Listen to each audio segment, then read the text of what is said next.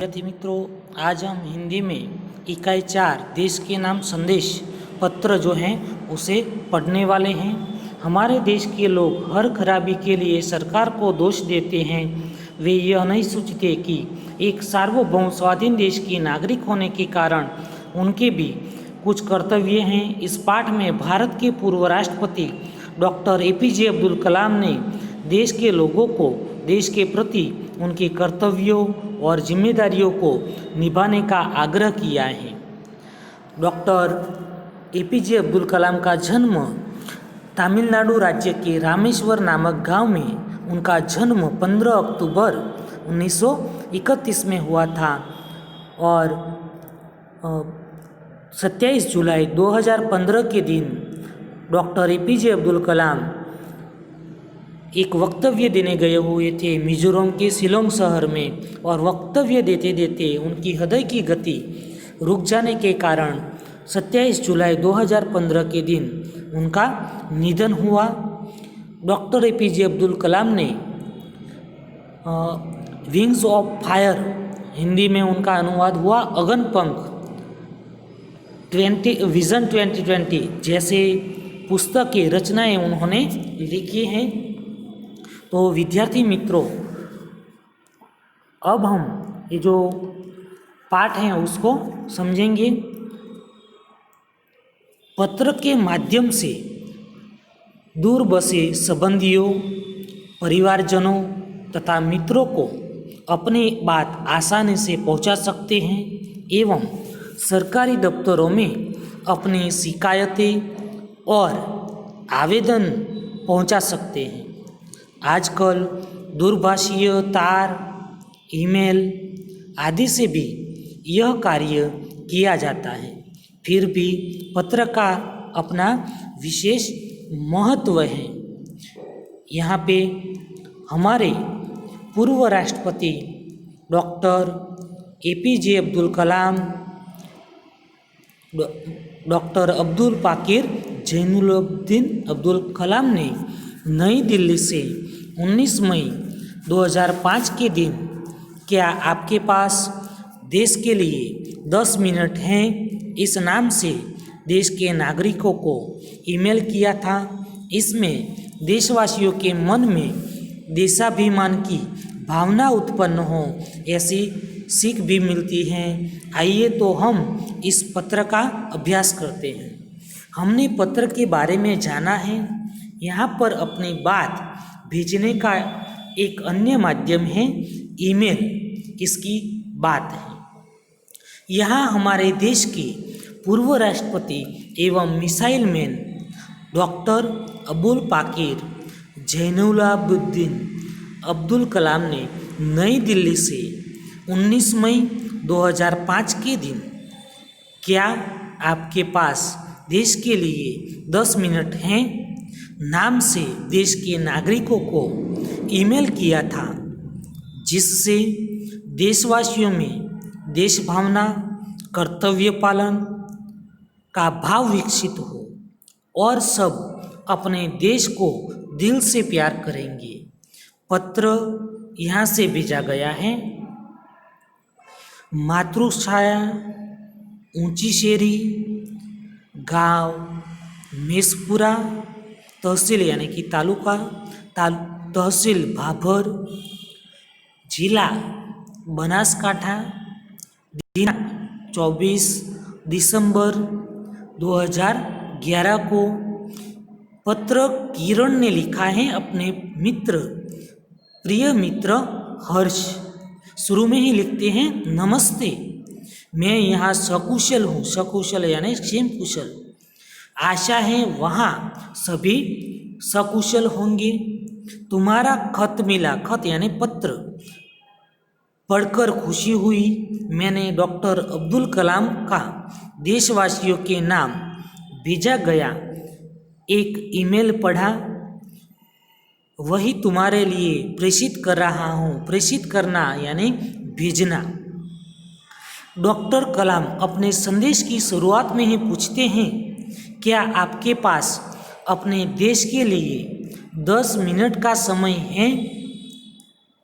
यदि हाँ तो इसे पढ़िए, वरना मर्जी आपकी। इसके बाद वह देश के लोगों की सोच बताते हुए कहते हैं कि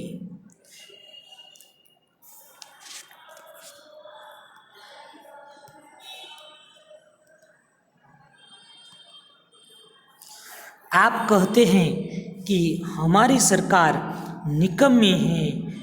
आप कहते हैं हमारे कानून पुराने पड़ गए।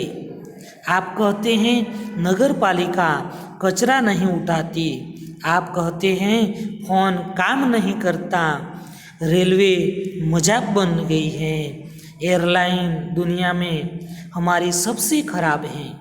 चिट्ठी अपनी मंजिल तक नहीं पहुंचती।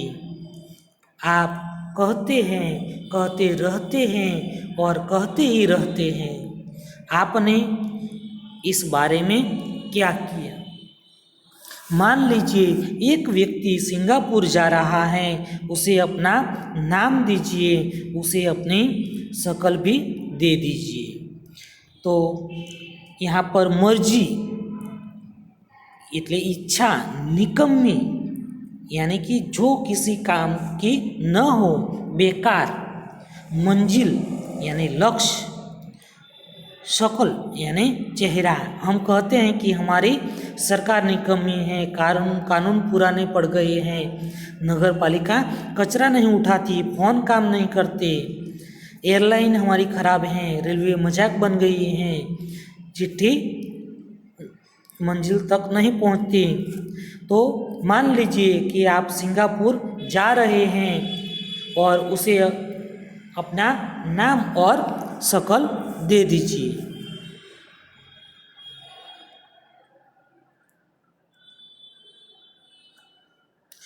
आप दुनिया के सर्वश्रेष्ठ हवाई अड्डे पर उतरते हैं।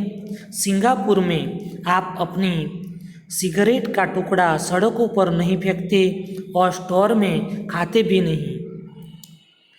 आपको उनके भूमिगत संपर्कों पर रश्क महसूस होता है।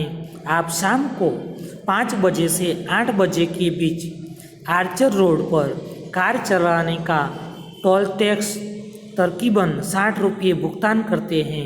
अगर पार्किंग में आपने निर्धारित समय से ज़्यादा गाड़ी खड़ी की तो टिकट पंच कराते हैं। लेकिन आप सिंगापुर में कुछ नहीं कहते हैं क्या? दुबई में आप रमज़ान के दिनों में सार्वजनिक रूप से कुछ भी खाने का साहस नहीं करते। जिहाद में बिना सिर ढके बाहर नहीं निकलते। तो आप सर्वश्रेष्ठ यानी कि सबसे अच्छा, भूमिगत यानी कि अज्ञात, संपर्क यानी मिलजोल, रश्क यानी ईर्ष्या महसूस होना यानी अनुभव होना, रश्क महसूस होना यानी ईर्ष्या करना, मन में जलन होना, भुगतान करना यानी देना, निर्धारित यानी निश्चित, टिकट पंच करना यानी टिकट को पंच कराना और उसके अनुसार अधिक पैसे देना।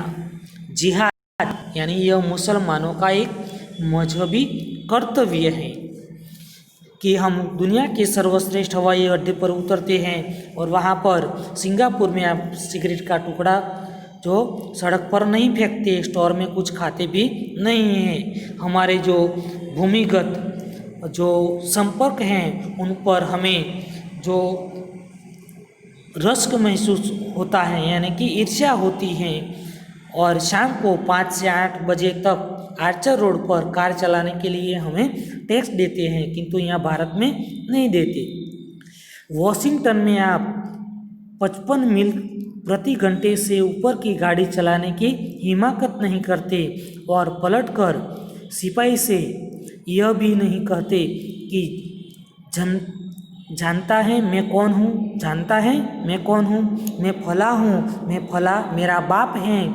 ऑस्ट्रेलिया और न्यूजीलैंड के समुद्र तटों पर आप खाली नारियल हवा में नहीं उछालते। टोक्यो में आप सड़कों पर पान की पीक क्यों नहीं थूकते? बोस्टन में आप जाली योग्यता प्रमाण पत्र क्यों नहीं खरीदते? मैं आप ही के बारे में बता रहा हूँ, सिर्फ आपके। आप दूसरे देशों की व्यवस्था का आदर पालन कर सकते हैं, लेकिन अपनी व्यवस्था का नहीं। भारतीय धरती पर कदम रखते ही आप सिगरेट का टुकड़ा जहाँ तहाँ फेंकते हैं, कागज के पुर्जे उछालते हैं। यदि आप पराये देश में प्रशंसनीय नागरिक हो सकते हैं, तो यहाँ भारत में आप ऐसा क्यों नहीं बन सकते? तो हिमाकत यानी कि मूर्खता, हम दूसरे देश में जाते हैं तो वहाँ पर 55 किलोमीटर की जो स्पीड है उससे ज़्यादा जो बाइक है या कार है चला नहीं सकते हैं, लेकिन जब भारत में होते हैं तो स्पीड हम चाहे जितनी भी हो चला सकते हैं। हम जो कचरा है वह कूड़ेदान में डालते नहीं हैं, लेकिन हम विदेश में जाते हैं तो कचरा जो है कहाँ पर डालते हैं? कूड़ेदान में डालते हैं। लेकिन अपने देश में हम यदि कचरा डालने की बात करें तो जहाँ तहाँ फेंक देते हैं। तो हमें अपने देश पर जो व्यवस्था है उस व्यवस्था में हम सहयोग देते नहीं हैं, किंतु जब हम विदेशों में जाते हैं तो विदेशों के जो कायदे कानून हैं, जो नियम हैं, उन नियमों का हम उनके देशों के अनुसार अनुसरण करते हैं। हम विदेश में जाते हैं तो वहाँ पान की पीक जो जहाँ तहाँ थूकते नहीं हैं, किंतु हमारे देश में जब हम होते हैं तो जहाँ तहाँ रेलवे स्टेशन, बस स्टैंड आदि जगह पर किसी भी स्थान पर थूकते हैं। लेकिन विदेश में जाते हैं तो किसी जगह हम पान की पीक नहीं मार सकते, तो वहाँ पर उस देश के नियमों का हम पालन करते हैं। आगे डॉक्टर कलाम कहते हैं कि डॉक्टर कलाम ने मुंबई के पूर्व महानगर पालिका आयुक्त तिनायकर के हवाले से कहा, अमीर लोग अपने कुत्तों को सड़कों पर घुमाने निकलते हैं और जहाँ तहाँ गंदगी बिखेर कर आ जाते हैं। फिर वही लोग सड़कों पर गंदगी के लिए प्रशासन पर दोष मढ़ते हैं। क्या वे उम्मीद करते हैं कि वे जब भी बाहर निकलेंगे तो एक अधिकारी झाड़ू लेकर उनके पीछे पीछे चलेगा और वह जब उनके कुत्ते को हाजत लगेगी तो वह एक कटोरा उसके पीछे लगाएगा? राष्ट्रपति ने मिसाल दी कि अमेरिका और जापान में कुत्ते के मालिक को उसकी छोड़ी हुई गंदगी साफ करनी पड़ती है। फिर शासन व्यवस्था के बारे में उन्होंने कहा है कि हम सरकार चुनने के लिए वोट डालने जाते हैं और अपनी सारी जिम्मेदारियां भी वही देते हैं। हम आराम से बैठकर सोचते हैं कि अब हमारे नाज नखरे सरकार उठाएंगे और हम सोचते हैं कि हर काम सरकार करेगी और हम फर्श पर पड़ा हुआ रद्दी कागज का उठाकर उसे कूड़ेदान में डालने की जहमत तक नहीं उठाएंगे। रेलवे हमारे लिए साफ सुथरे बाथरूम देगी और हम उन्हें ठीक से इस्तेमाल करना भी नहीं सीखेंगे। डॉक्टर कलाम समाज की ज्वलंत समस्याओं की ओर इशारा करते हुए कहते हैं कि हम यहाँ पर देखते हैं कि जो हम कुत्ते पालते हैं तो हम कुत्तों को जब हजात लगती हैं तो हम अपने घर पर नहीं कराते, लेकिन जो सड़क होते हैं या पड़ोस के जो घर हैं उनके वहाँ जाकर कुत्ते को खड़े रखते हैं और वहाँ पर हजात करवाते हैं। तो हम सोचते हैं कुत्ते को हम पालते हैं, लेकिन हम जब उनको हजात लगती हैं तो हम दूसरे के द्वार पर, आंगन में या किसी सड़क पर कुत्ते को हजात करने के लिए ले जाते हैं और हम सोचते हैं कि कुत्ते ने जो हजात की वह हमारे जो सरकार के जो अधिकारी हैं वह उठाएंगे। तो हम सोचते हैं कि यह जो साफ सफाई का जो कार्य है वह सरकार का है तो वह सरकार कराएगी, किंतु ये जो कार्य हमारा है तो ये जो कार्य हम कुत्ते पालते हैं तो साफ सफाई भी हमें ही करनी पड़ती है, किंतु हम ऐसा नहीं करते हैं।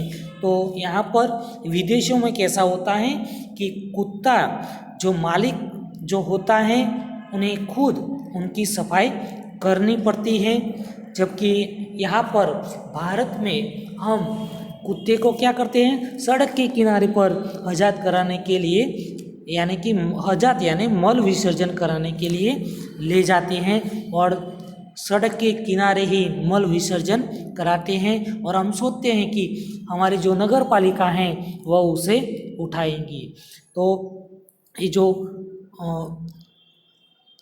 पीक यानी कि पानकाथुक बोस्टन यानी कि संयुक्त राज्य अमेरिका के मैसाचुसेट्स राज्य की राजधानी है। झाली यानी कि नकली टोक्यो जो है जापान की राजधानी। हिमाकत यानी कि मूर्खता। तो व्यवस्था यानी कि प्रबंध। झाली यानी नकली बनावटी।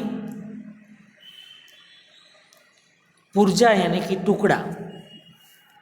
तो यहाँ पर हमें हमारे देश के जो कायदे कानून हैं उनका पालन हम करते नहीं हैं, किंतु जब विदेशों में हम जाते हैं तो वहाँ के कायदे कानूनों का हम पालन करते हैं, ऐसा कवि हमें कहते हैं। तो यहाँ पर तिनयकार कहते हैं कि हम विदेशों में जाते हैं तो वहाँ के जो अमीर लोग होते हैं वह अपने कुत्तों को सड़कों के किनारे घुमाने के लिए निकल जाते हैं, तो वहाँ पर जो गंदगी जो कुत्ते करते हैं तो उनके जो मालिक होते हैं उन्हें उठानी पड़ती हैं, किंतु यहाँ पर हम क्या करते हैं कि हमारे कुत्ते को सड़क के किनारे ले जाते हैं और गंदगी वहाँ पर ही कराते हैं। तो इस तरह हम अपने देश के जो नियम हैं उनके पालन ठीक से नहीं करते हैं, विदेशों में उनका हम पालन करते हैं। यहाँ पर मिसाल राष्ट्रपति ने मिसाल दी कि अमेरिका, मिसाल यानी कि उदाहरण, अमेरिका और जापान में कुत्ते के मालिक को उनकी छोड़ी हुई गंदगी साफ करनी पड़ती है। तो मिसाल का अर्थ होता है उदाहरण और फर्श का अर्थ होता है जमीन।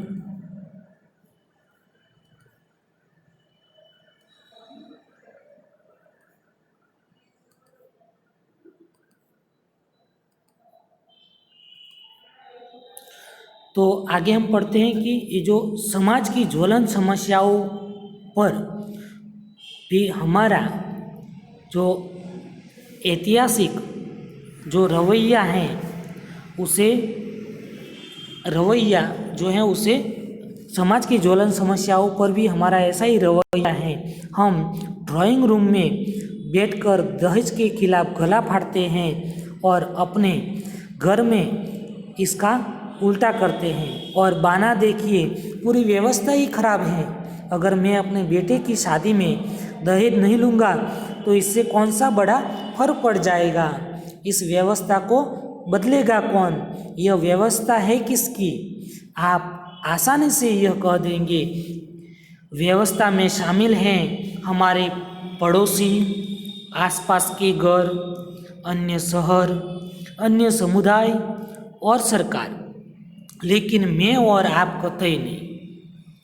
जब कुछ अच्छा करने की हमारी बारी आती है तो हम अपने परिवार को सुरक्षित कवच में घेर लेते हैं, दूसरे देशों की ओर निहारते हैं और इंतज़ार करते हैं कि कोई मिनिस्टर क्लीन आएगा और अपने जादुई हाथों से चमत्कार करेगा, और ऐसा नहीं होता तो आप देश छोड़कर ही चल देंगे।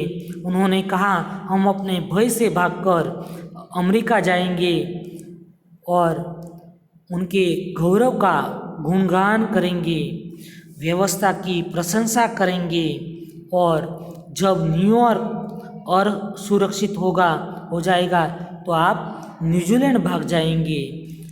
जब इंग्लैंड में बेरोजगारी होगी तो खाड़ी चले जाएंगे, और जब खाड़ी में युद्ध छिड़ जाएगा तो आप मांग करेंगे कि भारत सरकार हमें बचाकर घर ले आए।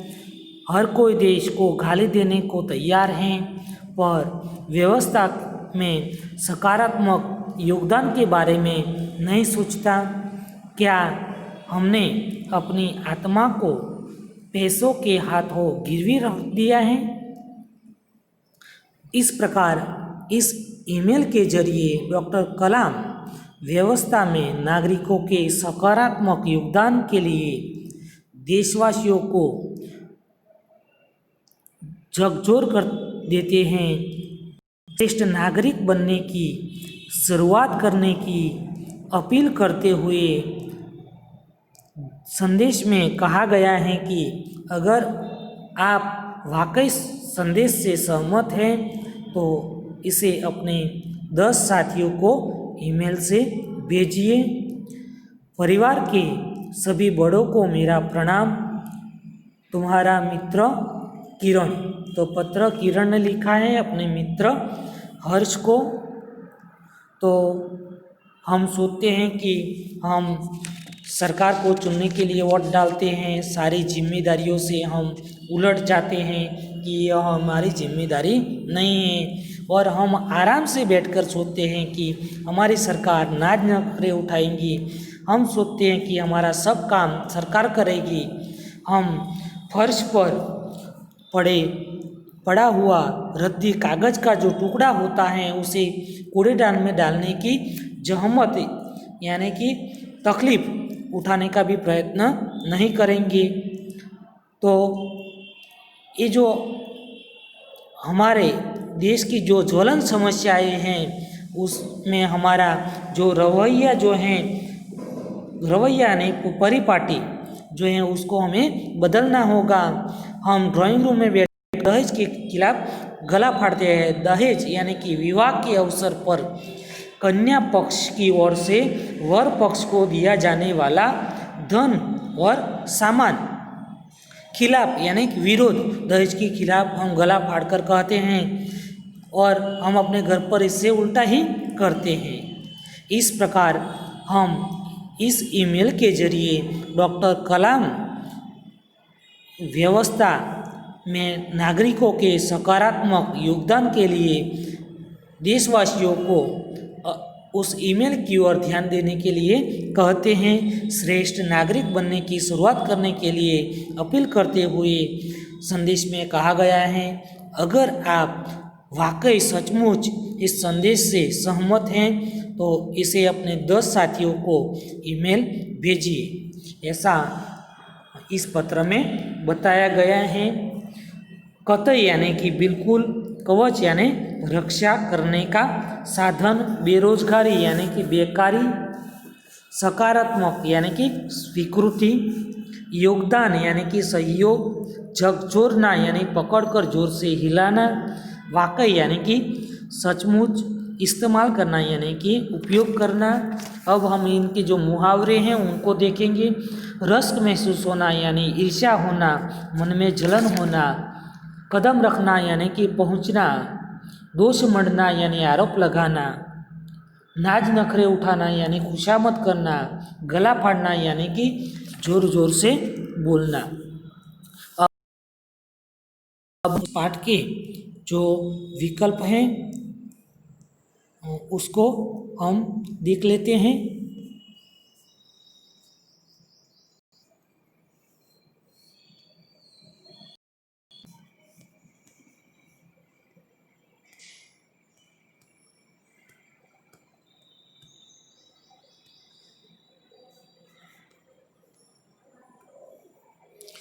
डॉक्टर अब्दुल पाकिर जैनुलब्दीन अब्दुल कलाम कौन थे? तो हमारे पूर्व राष्ट्रपति थे। अब्दुल कलाम जी का किस नाम से जाने जाते हैं? तो मिसाइल मैन। अमेरिका और जापान में कुत्ते के मालिक के लिए क्या नियम है? मालिक को कुत्ते की छोड़ी गंदगी साफ करनी पड़ती है। अपने संदेश में से सहमत होने पर कलाम जी क्या करने को कहते हैं? अपने 10 और साथियों को यह ईमेल भेजने को कहते हैं। कलाम जी के अनुसार हम हमारी सरकार के बारे में क्या फरियाद करते हैं? हमारी सरकार निकम्मी है। देश के नाम संदेश किसने दिया है? डॉक्टर अब्दुल कलाम जी ने। किस नाम से कलाम जी ने देश के नागरिकों को ईमेल किया था? क्या आपके पास देश के लिए 10 मिनट हैं? हम सरकार चुनने के लिए वोट डालकर क्या सोचते हैं? हम सरकार के साथ मिलकर काम करेंगे। कलाम जी क्या अपील करते हैं? श्रेष्ठ नागरिक बनने की शुरुआत करने की। कलाम जी के संदेश से क्या होता है? देशाभिमान की भावना उत्पन्न होती है। दुबई में हम रमज़ान के दिनों क्या साहस नहीं कर सकते? सार्वजनिक रूप से वहाँ कुछ नहीं खा सकते। ऑस्ट्रेलिया और न्यूजीलैंड के आप समुद्र तटों पर क्या नहीं कर सकते? खाली नारियल हवा में नहीं उछाल सकते। वॉशिंगटन में आप कितना मील प्रति घंटा से मील पर गाड़ी नहीं चला सकते? 55 मील घंटे। जिहाद में बाहर निकलने के लिए क्या ज़रूरी है? सिर ढकना। तो यहाँ पर जो हमारा जो पाठ है पूर्ण होता है। अगले तास में हम अभ्यास लिखवाएंगे। अस्तु।